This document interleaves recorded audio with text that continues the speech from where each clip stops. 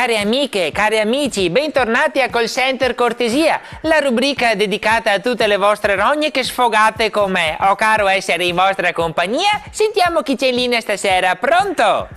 Salve Ines, sono Marta, ho 64 anni Sì? e sono un po' scombussolata perché ho un amico di mio figlio che ha 30 anni che mi fa il filo. Ah! Eh sì, mi ha fatto capire che con me ci starebbe, insomma, no? Che farebbe una pazzia, ecco. E io non so proprio cosa fare. Ciao. Mi dica, Ines, lei ci andrebbe con un ragazzo di 30 anni? Mi sì che andaria con uno di 30 anni, se io che non vuoi venire con me. Andiamo, divertiti tesoro, vai, vai tranquilla. Prossima telefonata, pronto?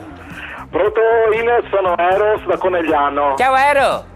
Allora io volevo condividere con lei una cosa bella che è successa perché io 2 anni fa pesavo 140 kg. Ah però. Sì, però poi 2 anni di lungo sacrificio, sono andato in palestra praticamente tutti i giorni, ma tanto veramente all'inizio molto faticoso, però poi sa quando c'è tenacia e passione, Certo, no? Avevo bravo. anche una dieta ferrea, ma veramente che i primi giorni non ce la facevo, però veramente dopo 2 anni di lunghi sacrifici, ecco, oggi raccolgo i frutti. Bravo, quanto si ti arriva? 138. Ostrega, però è ora andiamo a capiamo mica te raccogli i frutti, ma non te che mica a mangiarti tutti tesoro, andiamo a.